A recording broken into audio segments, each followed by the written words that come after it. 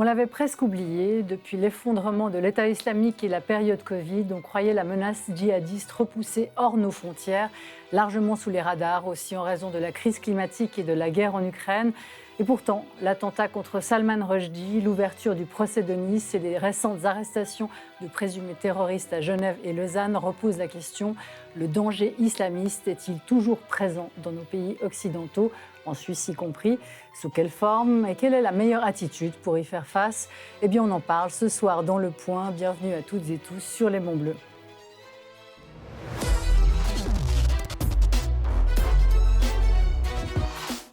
Et bienvenue à nos invités. Ce soir, autour de cette table, nous recevons Bernard Rougier. Bonsoir. Bonsoir. Merci infiniment de nous avoir rejoints exprès de Paris. Vous êtes professeur à la Sorbonne, arabisant et un des grands spécialistes de l'islam radical. Vous dirigez notamment le Centre d'études juridiques, économiques et sociales sous la double régence du CNRS et du ministère des Affaires étrangères françaises. Vous êtes enfin l'auteur de nombreux ouvrages dont on va citer les deux derniers titres: Les territoires conquis de l'islamisme aux éditions Presse universitaire de France, je vais y arriver, réédité en 2021, et Qu'est-ce que le salafisme, paru la même année chez le même éditeur. Pascal Gemperli, bonsoir. Bonsoir. Alors vous, Pascal Gemperli, vous êtes le porte-parole de la Fédération d'organisations islamiques de Suisse, qui regroupe la plupart des chapelles musulmanes en Suisse, si on peut parler ainsi. Vous êtes également secrétaire général de l'Union vaudoise des associations musulmanes et engagé en politique en parallèle, membre du Parti des Verts. Vous siégez au conseil communal de Morges, dans le canton de Vaud. Je dis ça pour les spectateurs français qui nous regarderaient. Philippe Ball, bonsoir, mon cher Philippe. Chaque semaine à nos côtés. Mais si vous n'étiez pas là, je vous aurais invité quand même, parce que le sujet, évidemment, aujourd'hui, vous concerne de très très près. C'est vous qui avez publié les caricatures de Mahomet lorsque vous étiez directeur de Charlie Hebdo. Les caricatures de ce sont réclamer les assassins de Cabu, Wolinski, Charb et les autres, 9 ans après leur parution. Le procès en appel de deux de leurs soutiens vient d'ailleurs de s'ouvrir à Paris. Et vous-même, Philippe, vous vivez sous protection, haute protection policière depuis 15 ans et sous la menace de mort par la même. Martine Braunschweig-Grave, bonsoir. Bonsoir. Madame la Présidente, vous faites figure d'autorité politique. Vous avez été conseillère d'État et conseillère nationale libérale, députée pour nos amis français. Vous êtes également aujourd'hui à la tête de la Commission fédérale contre le racisme, qui traite bien évidemment des questions d'islamophobie. Et enfin, Mallory Schneuvely-Purdy, bienvenue. Bonsoir. Merci à vous aussi de nous avoir rejoints de Fribourg. Vous êtes maître assistante et chargée de cours au Centre Suisse Islam et Société à l'Université de Fribourg. Vous travaillez depuis plus de 20 ans sur l'islam et les musulmans en Europe, notamment sur les processus de radicalisation et sur les prisons en Suisse, en France et en Angleterre. Un terreau favorable à l'islam, pas que radical, aussi protecteur. Votre dernier ouvrage à paraître sur le sujet, d'ailleurs, à la fin de l'année, au Bristol University Press, s'intitule « Islam in Prison, Finding Faith, Freedom and Fraternity », ce qui veut dire « Islam en prison, découverte de la foi, de la liberté et de la fraternité ». Première question pour vous, Bernard Rougier. On avait l'impression, comme je l'ai dit en introduction, que l'État islamique avait sonné le glas, sa fin avait sonné le glas des ambitions djihadistes, en Europe du moins. Outre les deux exemples qu'on a cités, on parle aujourd'hui d'une menace exacerbée, accrue pour l'enterrement de la reine d'Angleterre, lundi prévu à Westminster. Alors est-ce qu'il s'agit vraiment d'une menace, d'une recrudescence de cette menace aujourd'hui, ou bien est-ce que ces épisodes-là, c'est business as usual, comme on dit? Je crois que la menace n'a jamais cessé d'exister. Elle est un peu moins visible depuis, on va dire, l'élimination de l'organisation État islamique. Mais vous avez ce qu'on a appelé, ce que Gilles Kepel notamment a appelé le djihadisme d'atmosphère, c'est-à-dire des individus qui peuvent passer à l'action de manière modeste avec les moyens du bord, des couteaux, etc., mais qui sont socialisés, formés dans des milieux qui restent des milieux très radicaux et qui n'ont pas du tout disparu en Europe.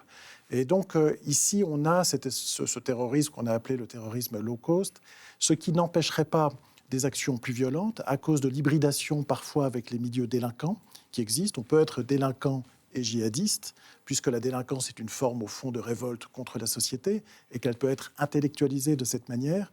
Et les grandes organisations, même si elles sont très affaiblies, type Al-Qaïda, voire l'État islamique, n'ont pas non plus totalement disparu. Donc il y a différents niveaux, si vous voulez, de la menace, à mon sens. Et est-ce qu'on doit craindre lundi un attentat à Westminster? Ça, je ne sais pas. Je pense qu'il y aura quand même un tel degré de contrôle que c'est peu envisageable, mais je ne me prononcerai pas là-dessus. Et Mallory Schnevliperdi, justement en Suisse, qu'en est-il? On a assisté on a appris l'annonce justement de 2 arrestations récemment. Est-ce qu'aussi là, il y a une menace qui se réveille, ou bien c'est le statu quo Un peu de la même façon que M. Rougier le dit, on n'a pas une menace qui a disparu. Les services de renseignement de la Confédération jugent toujours la menace élevée pour la Suisse parce qu'on a différentes initiatives qui ciblent la population musulmane. On a quand même des intérêts économiques à l'étranger. On ne soutient pas forcément toujours des politiques qui sont en faveur d'un programme tel que pourrait le développer Al-Qaïda ou Daesh. Actuellement, les services de renseignement de la Confédération estiment qu'on a 40 personnes, qui sont considérées à risque, donc à risque pour la sécurité intérieure ou extérieure de la Suisse, et à peu près 720 personnes qui sont dans le monitoring du djihad, donc qui sont observées finalement pour ce qu'ils consultent, ce qu'ils partagent, ce qu'ils transmettent sur les réseaux sociaux. Donc on ne peut pas dire qu'on est dans une menace qui est nulle, elle est sous contrôle, elle est importante si on pense à la taille de la Suisse, mais elle est en soupape actuellement. Je dirais que c'est toujours assez discret, mais il ne faut pas non plus sous-estimer en fait des petits groupuscules qui sont en contact en fait avec d'autres groupuscules sous d'autres horizons, parce que finalement la Suisse est connectée, je veux dire, on est connecté avec le monde, et ce qui concerne aussi les réseaux de délinquance qu'on retrouve dans les mafias sont aussi connectés avec d'autres groupuscules sous d'autres latitudes. Et elle se nourrit de quoi? Alors, je fais juste un ping-pong avec les 2 spécialistes pour qu'on établisse bien le cadre. Après, on va extrapoler un peu plus. Elle se nourrit de quoi, justement, cette menace? Parce qu'on parle, on a parlé beaucoup de ces loups solitaires. On a parlé beaucoup de ces loups solitaires avec aussi l'attentat de Salman Rushdie, de ces jeunes qui seraient auto-radicalisés. Est-ce qu'il y a des réseaux? Comment ça Alors, loup solitaire, aujourd'hui? je n'aime pas l'expression ni l'image. Même si un individu passe seul à l'action, cet individu, il subit des influences. Il est passé par des groupes. Il a appris quelque chose et on ne se radicalise pas tout seul devant Internet. Les contenus Internet sont importants, les vidéos sont importantes, mais elles sont commentées en quelque sorte. Elles sont vues à plusieurs. Elles servent à nouer des groupements, du collectif. Et je ne pense pas qu'on puisse se radicaliser, pour utiliser cette expression, si on reste seul. Il y a toujours un passage dans le collectif.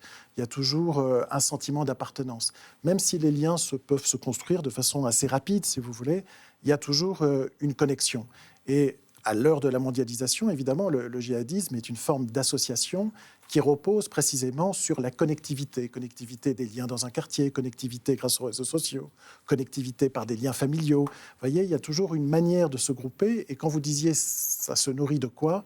Ça se nourrit de la détestation de la société, ça se nourrit d'un grand récit où il y a le bien dont vous faites partie et le mal que vous devez évidemment dénoncer. Et ça se nourrit d'une lecture religieuse, qui n'est évidemment pas la seule, par laquelle la tradition est un instrument de pouvoir, pouvoir que vous prenez sur les autres musulmans et qui vous incite à passer à l'action, pour le dire très brièvement. Et ça se construit comment, Mallory Schnevliperdi? Il y a différentes théories qui peuvent apporter un éclairage sur les processus en eux-mêmes. Une que je trouve qui est assez explicative et qui peut être opérationnalisée aussi sur le terrain, c'est celle qu'on doit à Hafez et Mullins, qui ont vraiment identifié la théorie du puzzle, comme ils le disent, où on est vraiment dans la conjonction de 4 facteurs qui pourraient être explicatifs. Premièrement, tout ce qui est du domaine du grief, donc tout le mécontentement, la haine que la personne peut avoir, toutes ces expériences personnelles, mais qui peuvent être des expériences très personnelles, de l'expérience de la mort d'un proche qu'on n'a pas réussi à comprendre, où on va nous dire la personne elle est mieux morte, et puis ils se disent mais moi je suis pas bien ici sans. Donc ça peut être vraiment des expériences biographiques très singulières qu'on a tous d'une certaine façon eu, mais aussi après cette détestation sur laquelle vous revenez aussi d'un projet de société dans laquelle la personne ne se retrouve pas, qui va être conjuguée à une idéologie. Et là il faut vraiment bien faire la différence entre une mobilisation de l'islam comme religion, d'une mobilisation, je dirais, d'une théologie mythologisée, où on va vraiment essayer de rechercher cet âge d'or qu'on va reconstruire pour montrer comme le monde était mieux avant et qu'il serait mieux maintenant si on réactivait finalement certains principes. Mais ce qui est vraiment important Et c'est là que je vous rejoins aussi, c'est vraiment sur la question de l'appartenance. Le projet seul, en fait, s'il n'y a pas d'appartenance, ne sert à rien parce qu'on est beaucoup dans des troubles identitaires, dans des personnes qui se cherchent de nouveau une identité, qui cherchent à appartenir dans une société qui déconstruit beaucoup les identités. Et c'est plutôt des jeunes, c'est plutôt des moins jeunes? Alors, on ne peut pas dire ça comme ça. En fait, majoritairement, on va être sur des jeunes adultes, effectivement, mais vous avez vraiment, c'est 25-35 ans, hein, généralement, mais c'est aussi là qu'on a plus d'envie pour le danger, pour les armes. On est aussi plus fragile, je veux dire, ça correspond à l'entrée dans le monde du travail, l'entrée dans le monde, on quitte la famille pour construire sa famille. Donc, c'est des mouvements de bouleversement identitaire de toute façon que la personne va essayer de concilier à partir de l'idéologie. Mais en dehors des réseaux, hein, vraiment, donc le réseau au-delà des réseaux sociaux, hein, vraiment des réseaux physiques, les familles, la famille, les amis, le quartier, et des environnements conducteurs. C'est la 4e pièce du puzzle qui est vraiment incontournable. On peut vraiment pas nier la question de l'environnement conducteur. Donc, l'environnement conducteur étant celui où les gens vont se rencontrer physiquement pour partager, discuter, challenger certaines théories et finalement être plus convaincus, amener encore d'autres vidéos qui vont alimenter ce sentiment. Donc c'est vraiment important d'essayer de prendre à travers ce puzzle parce que vous arrivez après déconstruire puis regarder quelle pièce va avoir le plus de poids à quel moment et pouvoir opérationnaliser ça dans des modes de prise en charge de la radicalisation pour travailler à un désengagement. Mais pas ça, Pascal Gemperli, parce que ça fonctionne effectivement au réseau. Aujourd'hui, on voit, hein, c'est mesuré en tout cas en France, il y a de plus en plus de jeunes qui croient en Dieu, donc la religion musulmane s'en nourrit beaucoup. Comment est-ce qu'on encadre ces jeunes? J'imagine que tous ces jeunes qui ont peut-être la tentation de se radicaliser ou de franchir ce pas supplémentaire, ils passent quand même dans vos filets, si j'ose la métaphore. Alors oui, on a vu plusieurs situations, plusieurs réalités. Il y a des jeunes, on a vu en Suisse, qui se sont plutôt radicalisés seuls sur Internet, d'autres en groupe, on a tout vu. Et je pense que la violence, la radicalisation, c'est aussi complexe que la nature humaine. Donc c'est très difficile, à mon avis, de détecter pour chaque individu qu'est-ce qui l'anime le plus. Il y a plusieurs facteurs. On a entendu un exemple, il y en a d'autres modèles. Et puis je crois que c'est plutôt en fonction de l'individu. Il y a un facteur qui est plus déterminant que l'autre et qu'on ne peut pas vraiment développer une maquette comme ça qui joue pour tout le monde. Ça me semble une évidence. Après, ce qu'on voit souvent, c'est que plus un jeune, les exemples qu'on a connus se radicalisent et qui tombent dans ce discours problématique, voire violent, ils se détachent en fait plutôt des lieux de culte parce que le discours pour eux, ça ne convient plus.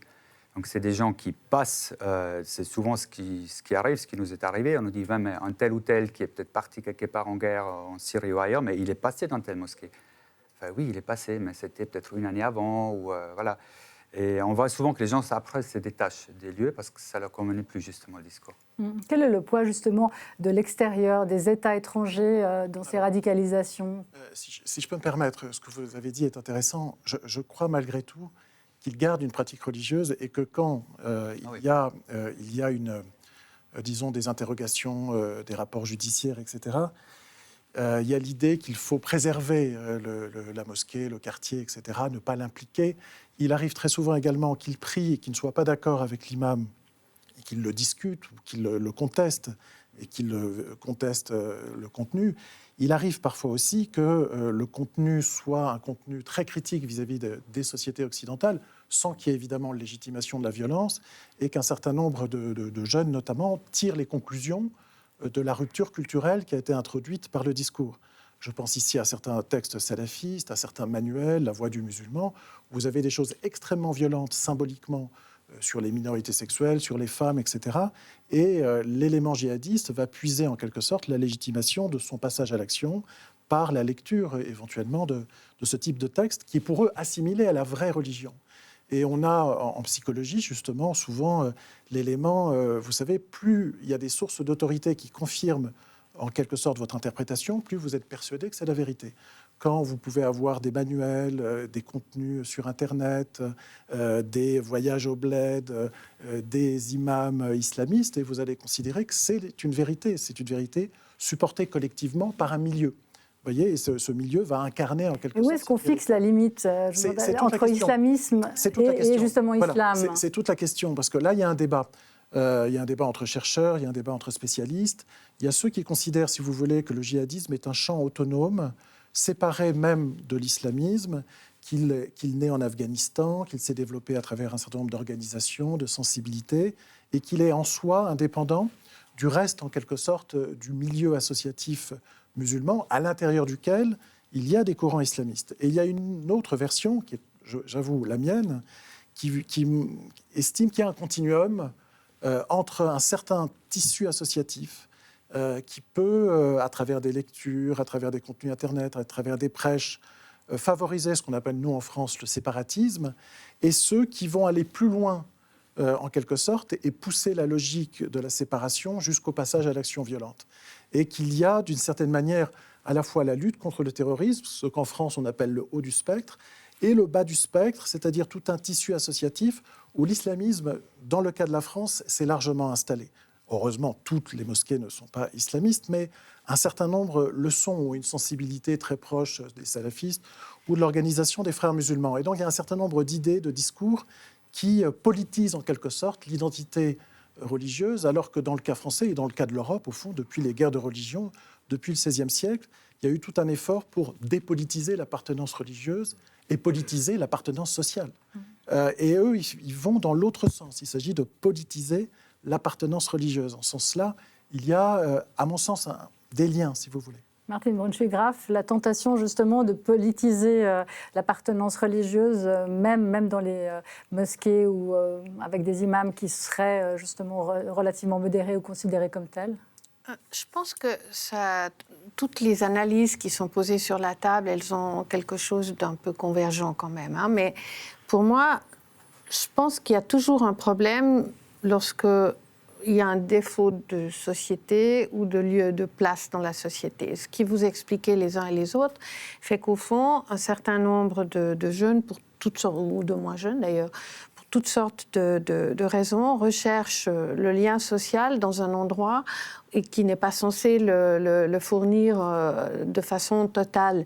Et c'est l'exemple de la communauté religieuse qui sert finalement d'environnement complet, à l'exception de toute autre possibilité. Pour moi, ça, c'est la première chose. Puis la deuxième, elle est liée à ce qu'on disait tout à l'heure au sujet de la lecture qu'on fait des textes, et de la lecture du livre, si on peut dire. Et en venant et en me préparant aujourd'hui, je me disais, mais au fond, la plupart des religions ont, dans leur contenu et dans leurs livres, des textes dont la tentation peut être de les lire totalement différemment. Un des exemples, ou d'ailleurs, ou parfois de les lire, et c'est pas très bon. L'exemple qui m'est venu, il n'a pas un rapport avec l'islamisme, mais il a un rapport, cette fois, avec l'antisémitisme. C'est quoi ? C'est le contenu dans les évangiles du fait que les Juifs sont des déicides. Ça a été lu dans toutes les églises de la Terre pendant des années et jusqu'au Concile Vatican II, donc dans les années 60. Et après, en 2010, avec un pacte d'ailleurs tout à fait conservateur, on a fini par dire que les Juifs n'étaient pas des déicides. Mais la lecture de ce qu'on appelle le livre, en l'occurrence les évangiles, faisait que pour chacun, on imprégnait dans la tête des gens cette notion et cette idée. Alors si j'en reviens maintenant à l'islam, un des points qui est toujours très important, et c'est pour ça que je trouve que l'aspect scientifique est important pour décortiquer les choses, c'est de montrer qu'à un moment donné, on laisse dire et faire à des textes des choses qui sont des interprétations, des lectures, des grilles de lecture, et que quand les gens s'en emparent, sans qu'il y ait de contrepoids, sans qu'il y ait d'autres discours, ça devient dangereux. Et peut-être ce qui manque, c'est la discussion sur ce qu'on lit dans les textes et du contenu. Pour moi, c'est ce qui me manque le plus dans le débat, parce que finalement, on en parle très peu. Les catholiques ont un pape qui dit à un moment donné, il faut lire ça comme ça, il faut l'entendre comme ça, et à partir d'aujourd'hui et autres. On y croit ou on n'y croit pas. À partir de Jean 23, ça a changé. Oui. Et on a dit, à un moment donné, c'est plus comme ça. Dans les autres religions, la religion juive, la religion musulmane et d'autres, il n'y a pas de grands directeurs, si on peut dire. Il y en a qui se décrètent des directeurs. Non, parce que même les... Je ne suis pas d'accord. Non, il y a une grosse différence. Vous avez donné un cours judaïsme à Martine. Non, il y a une grosse différence. Et je m'excuse de... Non, allez-y, peut-être que je m'égare. Oui, parce qu'il y a une grosse différence. Si vous voulez, la religion juive et la religion chrétienne, qui est une religion juive pour tous, un peu, bon, les textes, si vous voulez, la Bible, les évangiles, sont des textes de chroniqueurs, reconnus comme tels, et on peut les commenter sans faire insulte à la divinité, puisque ce sont des auteurs de chair et d'os. On peut interpréter les textes des chroniqueurs. Le problème du Coran, c'est que ça n'est pas interprétable. puisque c'est la parole de Dieu. Alors, il y a des commentaires, mais c'est... Dans le christianisme et dans le judaïsme, le commentaire a force de loi. Il prime sur le texte sacré. Non, alors là, je suis d'accord, mais ça n'en... Ce qui n'est pas le cas dans l'islam, où le retour au littéralisme est sans cesse récurrent, en permanence.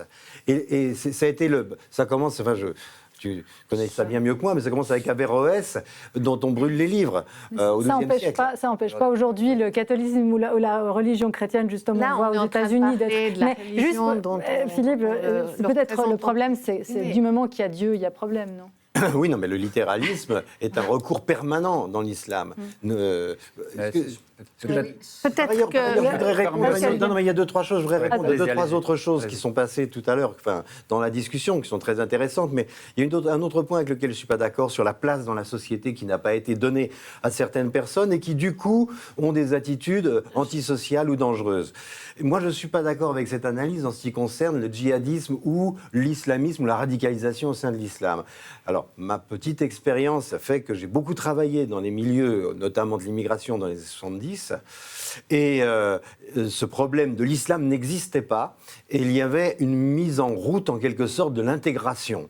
Alors, il y avait du racisme, il y avait tout ce que vous voulez, mais il y avait aussi de la critique, bien sûr, de la société française, mais l'intégration se faisait, et notamment dans les milieux culturels, où les jeunes venus d'Afrique du Nord, deuxième génération d'immigrés, intégraient les structures culturelles comme acteurs et comme directeurs même. Et ça s'est terminé à partir du retour de Khomeini en Iran, qui a repolitisé l'islam. L'islam est devenu politique, et j'ai vu disparaître tous ces gens qui s'intégraient dans le système culturel français. Ils sont pour une raison politique. Ça n'était pas une question de place dans la société. La question de la place dans la société, les syndicats, les partis politiques, etc., ils étaient là pour ça. C'est l'islam qui est devenu quelque chose de politique à ce moment-là, de rupture avec la société. Je pense qu'on parle de deux choses qui ne sont pas tout à fait au même niveau. L'explication sociologique... Pas tous en même temps. L'explication sociologique ne tient pas dans la mesure où la radicalisation en islam s'est observée au Danemark, au Pakistan, dans des sociétés totalement différentes les unes des autres. Moi, je n'ai fait qu'écouter ce que chacun a dit et apporter une pierre à cette réflexion qui est que quand on parle des individus, de leurs tentations et des raisons pour lesquelles ils passent ou ils ne passent pas à telle chose, dans les explications, je n'ai pas dit que c'était la faute de la société, j'ai dit qu'ils ne trouvent pas leur place pour telle ou telle raison. Et je dis par exemple, et ça ne me dérange pas de le dire, c'est que l'aménagement du territoire, la façon dont on gère les populations, la façon dont on les parque dans tel ou tel endroit, la façon dont on les traite sociologiquement, a des effets sur ce que l'on peut déplorer par la suite. C'est pas la seule source. Chacun a expliqué ici, c'est pas la seule source, et je prétends pas qu'elle le soit, mais je dis que c'en est une. Oui. Bien sûr. Pascal Gemperli, justement, sur le fait que vous n'arrivez pas à tenir vos troupes, peut-être aux imams, parce que justement, vous n'avez pas un chef suprême comme... On est un peu protestant dans l'organisation, si vous voulez. Justement, il n'y a pas de instance centrale, pas d'hierarchie. Mais je voulais surtout réagir par rapport à l'interprétation. Je pense, alors, il y en a certains qui vont vous dire, oui, c'est la parole de Dieu, et puis que... Il n'y a en tout cas rien à changer, etc. Mais l'interprétation même des islamistes vont se référer à d'autres imams du Moyen-Âge qui ont interprété le Coran, eux-mêmes le font. Donc même les pires le font. Donc je pense que l'interprétation, on n'avait même pas besoin d'imam. S'il n'y avait pas besoin d'interprétation, je prends le livre et c'est bon. Donc là, il y a quand même dans la réalité, et puis même pour moi, c'est même dans l'islam, l'idée c'est de se questionner, de s'interroger. Pour moi, ça fait partie de la foi et je pense que c'est pour la... Oui, mais que vous interprétiez, oui, mais dans les autres religions, l'interprétation à force de loi, ce qui n'est pas pareil. Ce qui n'est pas le cas en islam. Ça ne les empêche pas d'être radicales aussi. Oui, pas forcément une protection. Force de loi, c'est un peu exagéré dans certaines religions. Alors, on va continuer, mais on doit d'abord faire une petite pause. On se retrouve très vite.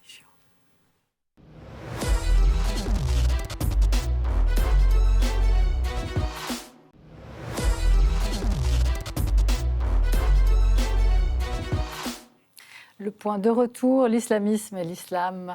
le degré de la menace aujourd'hui, y compris en Suisse. Et ce qui frappe très fort, donc on a vu effectivement un petit état des lieux, la menace constante, même en Suisse. Mais ce qui frappe très fort, c'est la différence, notamment ici, de perception qu'on a de la problématique. Chez nous, c'est pas un sujet, c'est pas un problème. D'ailleurs, on le voit dans les sondages qui sont en ligne pour les élections fédérales de 2023. Ça fait même pas l'état d'une question, alors que, si on compare avec la France, c'est plus de 70% de la population qui, en mars, voyait ça comme un degré élevé, la menace djihadiste. Comment est-ce qu'on explique que chez nous, justement, ça nous pose aucun problème, on voit pas le mal? Le mot « aucun problème » est quand même exagéré dans le sens où, même si ça reste un peu sous-jacent, c'est clair que les gens, s'il se passe quelque chose, que ça se passe ici ou que ça se passe ailleurs d'ailleurs, vont avoir un sentiment d'inquiétude et un sentiment de crainte à certains moments. Donc je ne dirais pas que c'est jamais un souci. Simplement, ce que j'essayais de dire déjà tout à l'heure, et même si on n'est pas parfait, et même si on l'a vu, puisqu'on a arrêté des djihadistes à Lausanne et à Genève, apparemment, ou qui mijotaient plutôt de faire des choses à Lausanne et à Genève, ça veut dire qu'on n'est pas à l'abri de rien. Mais disons, la conception qu'on a de la société, de l'organisation de la société, de la gestion de la différence aussi, et aussi peut-être au fait du regard qu'on a sur la religion. Il faut se souvenir qu'ensuite, la religion est d'abord conçue comme une affaire privée, l'a toujours été, et au fond, la gestion du fait religieux et de tout ce qui s'y rapporte, elle est confiée au canton, elle n'est pas confiée à la Confédération. Donc il y a déjà une façon d'aborder la question qui est forcément différente selon les cantons, et avec à chaque fois une façon de faire à l'égard des différentes religions qui est très fortement liée à l'histoire du lieu, à l'acceptation dans le lieu, etc.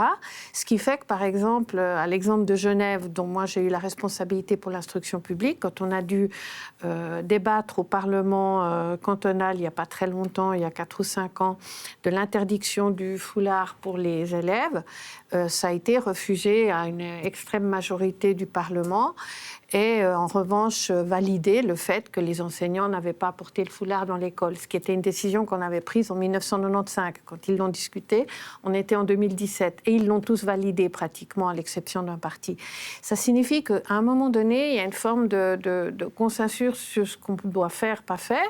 Après, on a une loi sur la laïcité dans certains cantons ou pas, et on la renforce. Mais disons, tout ça se passe avec quelque chose où le terrain est aussi engagé, et quelque part, ces religions privées, elles ont aussi un lien avec la façon dont on les traite sur le plan politique ou quand on ne les traite pas, suivant les solutions qu'on trouve canton par canton. Il y a des cantons qui ont des écoles religieuses, il y en a d'autres qui n'en ont pas. Il y a des cantons qui ont des règles différentes sur la façon d'accepter les écoles privées qui pourraient enseigner telle ou telle chose. Et c'est l'ensemble qui fait qu'à un moment donné, la proximité du terrain, elle aide beaucoup à la façon dont on aborde finalement ces questions. Et ça permet aux citoyens, c'est là où je parlais aussi de l'appartenance, de se sentir dans un système politique où la voix n'est pas quelque chose qui les rejette a priori. Après, il y a des problèmes, il ne faut pas les nier. Et quand on discute de certaines problématiques dans les classes ou dans certaines écoles, c'est réel, y compris en ce qui concerne des aspects extrémistes et des discours qui pourraient s'y tenir si on n'y faisait pas attention. Bernard Rougier, ça, justement, la politisation à l'extrême. J'ai une position un peu plus nuancée que la vôtre, parce qu'on a eu ce discours dont le sous-entendu, si je puis dire, c'est vous, Français, vous êtes un peu trop républicains, trop laïques, trop rigoureux. Et créer un climat anxiogène comme ça. Nous avons une culture politique de la gestion de la différence plus élaborée. Donc, la Suisse est un pays qui n'a pas connu les flux migratoires que le reste de l'Europe a connus, pas dans les mêmes proportions. Et des pays comme le Danemark et la Hollande nous tenaient, et la Grande-Bretagne, nous tenaient exactement le même discours il y a à peu près 5 ou 10 ans. Et l'un a fait naître la querelle dont on connaît les conséquences sur les caricatures du prophète, c'est le Danemark. Et en Hollande, et c'est parti de Hollande avec l'assassinat de Theo van Gogh, comme vous le savez, par un Hollandais d'origine marocaine, Mustapha Bouyeri. Et donc, il y a une remise en cause de ce modèle multiculturel qui a justement, en quelque sorte, facilité le travail des imams et de certaines organisations religieuses pour contrôler, en quelque sorte, les individus d'origine musulmane et créer une référence dont eux avaient le contrôle. Et au fond, c'est le défi de la citoyenneté qui n'a pas été rempli dans ces pays-là, puisque précisément les individus en question se sont identifiés comme musulmans et ne se sont pas identifiés comme citoyens danois ou citoyens hollandais. Je vous rappelle que celui qui est à l'origine de ce scandale, je l'ai rencontré, c'était un ressortissant d'origine libanaise à qui le Danemark avait donné l'asile politique alors qu'il était en 86 poursuivi par les troupes syriennes. Il est d'origine du Nord-Liban, de Tripoli. Son fils était handicapé mental. L'État du Danemark a pris en charge son fils, lui a donné la nationalité. Et le voilà qui a constitué ce scandale et qui m'a dit « ça nous a pris des semaines, ça nous a pris des mois. Au départ, personne ne voulait voir les caricatures. » Donc, ils ont construit le scandale.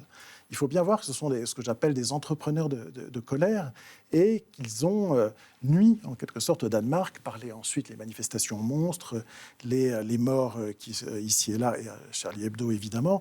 Et donc, on voit aussi l'échec de ce modèle multicommunautaire, en quelque sorte, ou multiculturaliste, qui s'est voulu plus généreux, plus sensible à la prise en compte des différences et qui, au fond, a nourri également, à sa manière, des phénomènes de séparatisme et de rupture et de violence.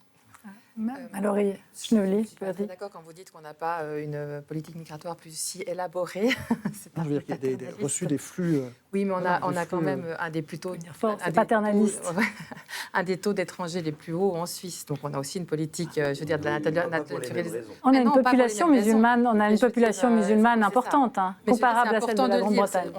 On n'a pas une population étrangère pour les mêmes raisons, et c'est aussi ce qui explique peut-être qu'on a d'autres problématiques qui sont gérées davantage au niveau plus local. Mais pour revenir à ce que vous disiez au départ, il ne faut peut-être pas oublier non plus que la Suisse, fondamentalement, a eu 2 attentats actuellement, à Lugano et à Morges, qui ont mené à 2 morts.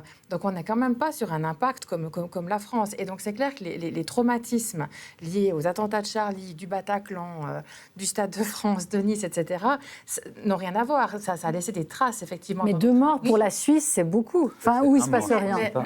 On peut quand même s'étonner du fait que, parce qu'on fait, Martine Bonchegrave disait que oui, on peut s'inquiéter, mais on fait un sondage autour de nous, qui a peur de la menace terroriste chez nous? Mais moi, je caricature pas quand je dis ça. Je dis simplement les choses quelque part dans l'inconscient. On le voit d'ailleurs quand on a des sondages d'opinion sur les éléments pas anti-islam, mais anti-musulmans, respectivement anti-juifs, anti-noirs, etc. Et on voit que lorsqu'il se passe des choses à l'extérieur, que ça se passe chez nous à l'extérieur d'ailleurs, il y a à un moment donné un mouvement qui peut se renforcer un peu et des réactions qui peuvent avoir lieu, qui sont dues au fait qu'il y a un lien, on se fait un lien entre le fait de ce qui se passe chez nous, qui ne s'y passe pas, la crainte qu'on peut avoir, etc.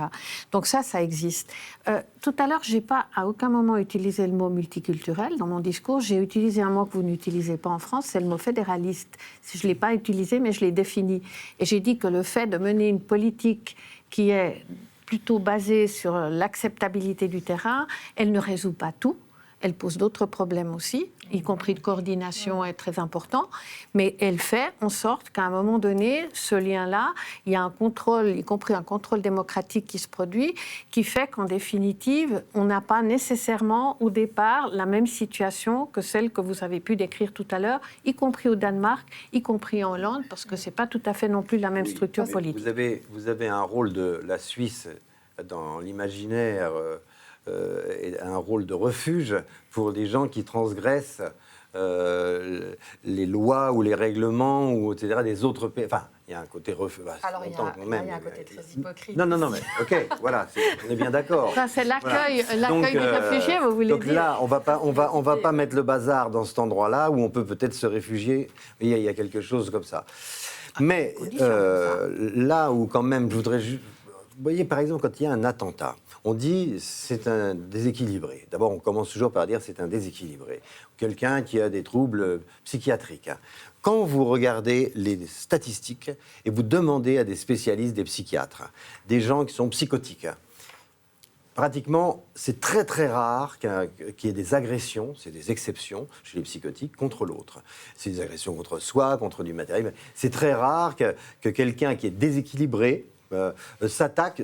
Et comme par hasard, les gens qui commettent les déséquilibrés, entre guillemets, c'est-à-dire ce sont des exceptions parmi les déséquilibrés, égorger quelqu'un dans une rue, c'est pas le fait de psychotiques. c'est rarissime dans l'histoire de la psychiatrie. Donc, quand il le fait et qu'il a en plus toujours un patronyme musulman, ça veut dire quelque chose. Ça veut dire qu'il a été baigné dans une partie de la religion, il y a un endroit de la religion et de l'Oumma où on l'a monté contre le régime dans lequel il vit, contre le régime démocratique, contre la mini-jupe, contre l'homosexualité, contre la liberté des femmes, enfin, contre des tas de trucs comme ça. Sinon, ça serait impensable. Donc, ne pas vouloir avoir cette chose-là, c'est quelque chose... À un moment, on dit qu'on ne le voit pas. Mais pourquoi est-ce qu'on est ceux qui sont aveugles dans le propos? On n'est pas aveugles. Non, mais pas vous. Si je peux Bernard me Rougier, permettre, puis après, on va... si je peux me permettre, il est important, on n'en a pas parlé jusqu'à présent, de prendre en compte les circulations, les influences humaines idéologiques entre les deux rives de la Méditerranée. On est dans un environnement maghrébin et arabe de façon générale, y compris au Moyen-Orient, en dépit des révolutions arabes, très autoritaire, où les pouvoirs autoritaires s'appuient largement sur l'islamisme pour se légitimer dans ses différentes formes. En Égypte, on réprimera les frères musulmans, mais on s'appuiera sur les salafistes compatibles. Donc il y a un phénomène de compensation, ce qui n'existe pas dans la liberté associative ou la liberté politique, passe dans le religieux. Et ces influences-là, évidemment, comme c'est une partie naturelle, j'allais dire, de la communauté des croyants, de la Oumma, ces influences repassent vers la Méditerranée, vous voyez, donc vers le nord de la Méditerranée.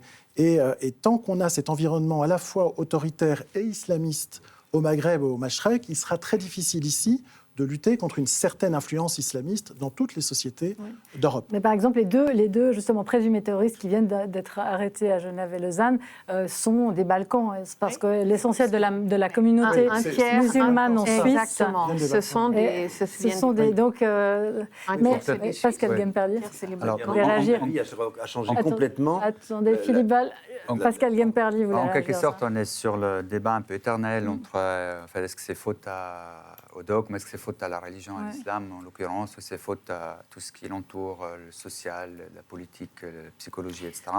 C'est un peu un débat que je trouve un peu... qui n'aide pas vraiment, qui ne fait pas avancer, parce qu'il y a toujours un peu des deux. Pour moi, c'est une évidence. Mais par rapport aux différences peut-être entre la France et la Suisse, moi, je dois avouer que je connais peu la France, mais ce que je suis un peu à travers les médias, c'est qu'il y a certainement une réalité qui est tout simplement différente. Je pense que l'envergure des problématiques qui certes existent, ce n'est pas la même en Suisse. Peut-être aussi les sensibilités ne sont pas les mêmes.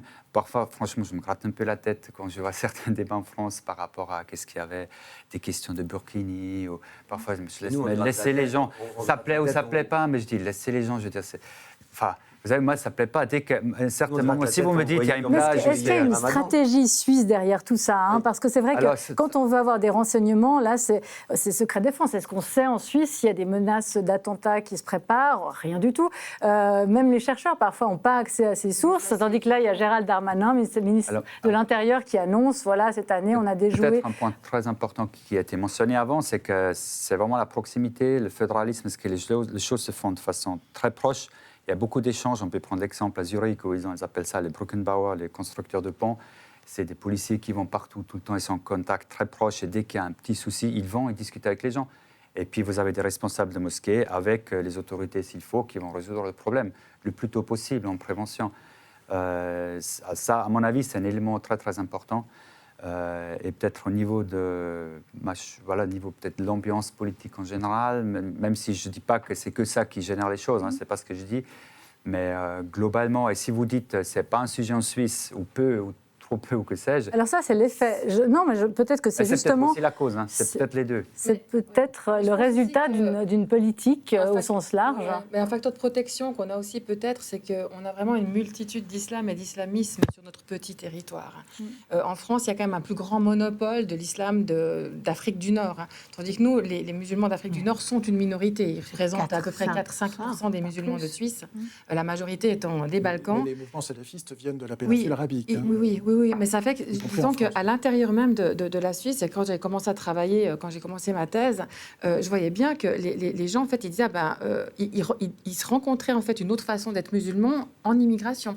Ils se rendaient pas compte, et c'est vrai que la façon dont une mosquée bosniaque va fonctionner par rapport à une mosquée macédonienne, albanaise ou arabe, mais c'est presque aux antipodes l'une de l'autre. Et on n'est pourtant que dans un islam sunnite.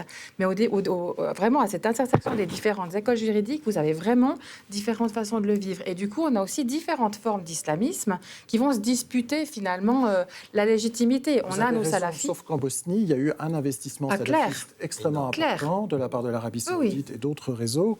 Et donc la mosquée salafiste bosniaque restera une mosquée salafiste. C'est ça. Peut-être c'est une Mais bosniaque, justement, ils ont beaucoup plus de mal à s'implanter en fait dans ces mosquées qui veulent rester plus culturelles. Et il y a des modes de régulation en fait au niveau des mosquées bosniaques qui vont plus facilement éjecter en fait leurs composantes salafistes qui s'organisent après entre elles.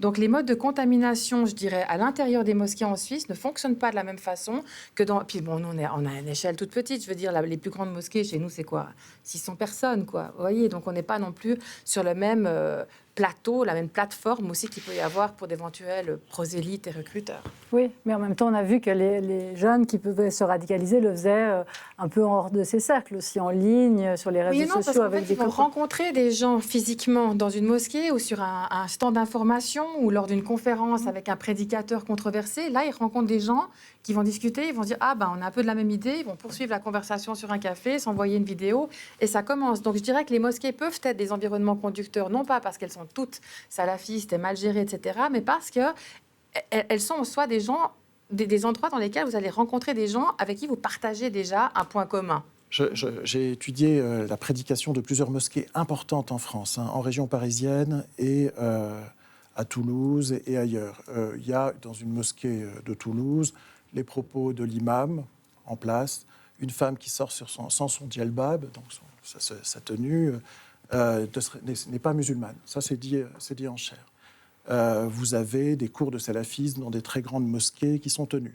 Vous avez des hadiths sur le fait que Tashabbu bishab, imiter un autre peuple, c'est en faire partie. Donc ça veut dire que si vous parlez comme les Français, vous vous habillez comme les Français, vous n'êtes plus musulman. Ouais. Vous voyez les effets terrifiants. Ouais. C'est dit en chair, c'est dit au minbar. Hein. Ouais. Et là, personne ne... il n'y a aucune espèce de réaction. Alors il y a la loi sur le séparatisme. Les maux de tête que nous avons le regret de vous provoquer parfois soulèvent des enjeux très importants. Je vais prendre l'exemple de la commission Stasi qui a donné le rapport à partir duquel une loi interdisant le voile à l'école a été votée en 2004, comme vous le savez. Ce qui a fait basculer l'avis de la commission Stasi, c'est les témoignages de profs et de jeunes femmes, élèves musulmanes, racontant les pressions qu'elles subissaient si elles ne portaient pas le voile de la part de leurs camarades qui portaient le voile. C'est toute la difficulté, si vous voulez. Si ça n'était, qu'un problème de liberté individuelle, il n'y aurait pas de problème, vous avez raison. Le problème, c'est que les islamistes utilisent le modèle libéral et la liberté individuelle pour ensuite mettre en place un contrôle collectif et une pression sur les autres, en leur faisant honte. Je me souviens d'un ami musulman qui m'a dit « Tu sais, les islamistes réussissent à nous faire honte. » Et c'est comme ça qu'ils réussissent à convaincre. Et donc, il faut préserver le maximum d'espace pour l'individu, précisément, en empêchant les entreprises collectives. Mais est-ce que justement la réponse qu'on peut apporter, et là, est-ce que la Suisse n'est pas peut-être un modèle ou pas, au contraire, dans la façon qu'elle a de gérer, là je vais citer une de vos consoeurs, Géraldine Cazut, qui réagissait sur Twitter par rapport justement à la présumée coupable, dont la condamnation va tomber dans les prochains jours, pour avoir agressé 2 personnes au couteau à Lugano il y a quelques années. Et ce que Géraldine Cazut, chercheuse, donc dit, il ne fait pas beau être djihadiste en Suisse, si vous cherchez la reconnaissance, elle dit plus loin, si c'est conscient, la stratégie de dissuasion de la Suisse à l'encontre des djihadistes pourrait seulement être redoutable. Vous pouvez bien clamer fort et haut votre intentionnalité, votre parcours peut être jalonné de personnes, épisode marquant clairement, mais tout cela sera gommé par la maladie mentale, même légère, vous ne serez jamais seulement djihadiste, tout juste des losers, malades, pathétiques et sédatés jusqu'à la fin de vos jours. Elle réagissait justement au fait qu'à la fois l'avocat de la défense et à la fois la procureure qui a demandé la suspension de la peine pour le cas où elle serait condamnée, la suspension de la peine pour lui faire suivre des mesures. Elle disait, voilà, il n'y a qu'en Suisse, finalement, qu'on peut condamner un acte de terroriste en mettant la personne à l'asile. Et elle disait, peut-être, justement, c'est une façon de saper, Philippe, c'est une façon de saper la plus efficace possible, de saper le moral des djihadistes, parce que s'ils n'ont pas la publicité, s'ils n'ont pas la reconnaissance qu'ils souhaitent avoir, eh ben, rien de plus tragique. Je crois que c'est pas si simple. Je pense que il faut juste avoir conscience d'une chose, c'est que cette religion, il y a une partie de cette religion, de l'islam. Alors après, dans le détail, on peut dire plutôt l'islam d'ici, de là, de machin, de Bosnie. Bon. Mais en réalité, il y a une partie de l'islam sunnite et chiite qui s'est politisée et constituée comme une force politique cherchant la déstabilisation des démocraties libérales, avec les droits de l'homme, ce genre. C'est une puissance ennemie qui se veut contre les États. Alors après, on peut faire ce qu'on veut, mais c'est une idéologie politique, théologico-politique, avec des militants, avec des terroristes, avec des gens qui sont prêts à mourir pour cette cause. Ça existe. Tant qu'on ne verra pas cette chose sous l'angle politique, on sera des imbéciles qui mettront des filets de basket dans les banlieues en disant ça les occupe et ils vont s'épanouir. C'est du foutage de gueule. Si vous voulez, ça sert à rien. Donc il faut traiter ça politiquement. Politiquement, Pascal Guipperly, vous qui êtes aussi élu aujourd'hui. Sur le petit pont communal où je suis élu, je ne sais pas si c'est le bon, c'est la bonne échelle. proximité. Alors politiquement, en tout cas au niveau des lois, ouais, c'est la proximité, vous avez raison. Mais comme on n'a actuellement pas de mosquée à Morges, pour la petite parenthèse, c'est un autre problème. Non, mais au niveau des lois, il y a quand même des nouvelles lois qui ont été votées, qui sont au niveau du renseignement, qui permettent un accès très loin au niveau de la surveillance. Et là, il y a certainement plein de choses qui se font dès que, j'imagine, l'État voit quelque chose, il va aller voir. Il y a les invitations, je ne sais pas qu'on appelle ça, les invitations préventives. Dès que quelqu'un est soupçonné, on l'invite pour parler à la police, avec l'idée que ça va le dissuader. Je pense qu'il y a beaucoup de choses qui se font à ce niveau-là. Après, ouais, moi, honnêtement, ça me dérange un peu le débat ouais, c'est vrai qu'il y a l'élément de la religion dedans, c'est vrai que ça fait partie des éléments, mais je crois qu'il y a dans d'autres courants qu'on voit en montant aujourd'hui dans différentes parties du monde, typiquement dans le christianisme, qui sont aussi dans une logique politique de la chose. Je ne savais pas, ça n'excuse pas les autres, c'est pas ce que je dis, mais à mon avis, c'est un peu toujours la même chose. Je pense que la violence fait partie de la condition humaine et elle trouvera son chemin, quel que soit le canal. C'était dans les années, je ne sais pas, 80, c'est l'extrémisme de droite, après l'extrémisme de gauche. Là, de l'actualité, c'était plutôt les islamistes. Peut-être là, ça vient, c'est les complotistes. À mon avis, la violence, elle est là, elle sera toujours là, elle trouve un canal. Et puis, ça ne veut pas dire qu'il ne faut rien faire, mais... La radicalité, elle est à la mode aujourd'hui, effectivement, quel que soit le canal, elle tend à s'exprimer. C'est intéressant ce que vous dites, c'était à peu près la doctrine, je crains que ça ne le soit toujours, la doctrine de la Commission européenne, qui avait sorti un rapport en 2005 en s'appuyant sur des chercheurs, disant au fond... Ce terrorisme islamiste, c'est qu'une variante d'une violence qu'on a déjà connue avec l'extrême gauche, avec les mouvements ethno-nationalistes. C'est grosso modo les mêmes causes psychologiques avec des modèles très larges d'explication, et ça passera. C'est-à-dire qu'on a ramené un phénomène qui était nouveau à l'époque au connu. Je ne dis pas ça passera, mais ça va rester avec les autres, ça va rester en parallèle. Où ça restera avec... Et je pense que ça n'est dose d'extrême et de radicalité. Non, mais je ne pense que ça n'est pas la même chose, justement. Parce qu'il y a une situation géopolitique qui n'est pas la même, il y a une situation sociologique qui n'est pas la même, il y a un défi gigantesque qui est celui de l'intégration dans les sociétés européennes.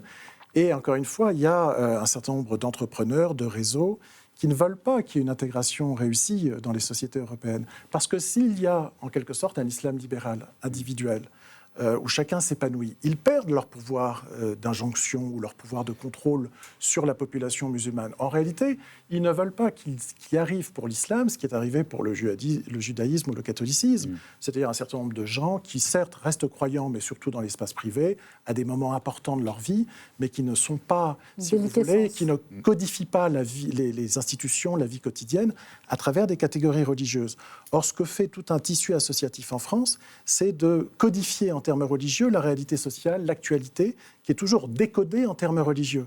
Et ça finit par créer des problèmes assez graves au niveau du vote, avec des votes à 60% pour un candidat au présidentiel, des élections municipales qui sont de plus en plus arbitrées par le réseau associatif local. C'est une remise en cause très fondamentale du système politique. Martine Brochu-Gras, ce sera le mot de la fin. Je trouve que tout ça est intéressant sur un point, parce que sur le fait qu'il y ait une politisation et un islam politique, j'ai entendu personne dire autour de la table qu'il n'existait pas. Donc, pour moi, c'est parfaitement clair. Mais à un moment donné, il faut parler de la réponse, parce que sinon, à quoi ça sert ? Quand on était au Moyen-Âge, on levait des croisades pour aller, etc. Aujourd'hui, c'est quoi la réponse ? Pour moi, la réponse, c'est un fonctionnement démocratique, un état de droit et le respect de cet état de droit. Et la façon dont on le fait marcher est respectée. Pas seulement. La réponse passera par les musulmans eux-mêmes. Alors, de toute façon, mais ce dont je parlais là, c'était du système déjà en tant que tel. C'est-à-dire que pour donner une possibilité au système de fonctionner, il faut déjà que l'institution démocratique fonctionne, parce que c'est une force c'est une force en elle-même et c'est une force de résistance quand c'est nécessaire. Et donc, dans le descriptif qui a été fait de ce qui peut se passer avec la prise de pouvoir d'un islam, etc., politique, dans des institutions, il doit y avoir la résistance de l'institution démocratique. Il doit y avoir aussi une prise de conscience et une envie des musulmans individuellement d'être dans une religion qui est une religion privée et pas une religion telle que décrite par M. Val. Ça, c'est clair. Mais ça peut pas se développer, ni s'encourager, ni se soutenir si on n'a pas une vision très claire de ce qu'est un système démocratique, de comment il fonctionne et de comment on fait respecter la loi. Et très souvent, moi, ce que je vois dans ce que j'observe chez nous ou ailleurs, c'est que c'est quand on ne fait pas respecter les instruments de la loi, parce qu'on est tout à coup un peu lâche et qu'on se dit on ne va pas en parler, on ne va pas le dire, etc. Et c'est là où ça dysfonctionne. Mais les instruments, ils existent, et la façon de les faire fonctionner est connue. Donc à partir de là, c'est une responsabilité politique. Responsabilité politique, reste à savoir comment elle est arbitrée et comment elle est utilisée. Ça sera le mot de la fin, parce que pour nous, c'est le moment de se quitter. Pourquoi en Suisse, encore une fois, ça ne se passe pas tout à fait comme ailleurs en matière d'islamisme ou de traitement de l'islam? Eh bien, c'est fini pour cette semaine. Et la semaine prochaine, de quoi est-ce qu'on va parler? Bonne question. L'actualité est si riche, si changeante qu'on verra bien. Surprise. Peut-être allons-nous nous pencher, nous aussi, sur le sort des bêtes et l'initiative contre l'élevage intensif. Peut-être allons-nous partir du côté de l'Ukraine, ou alors parler culture suisse. Est-ce que ça existe, ça aussi, vraiment, chez nous, en dehors de Jean-Luc Godard et d'Alain Tanner? En tout cas, soyez au rendez-vous mercredi prochain à 20h sur L'Aimant Bleu. En attendant, on vous souhaite à toutes et à tous une très bonne soirée et une bonne semaine.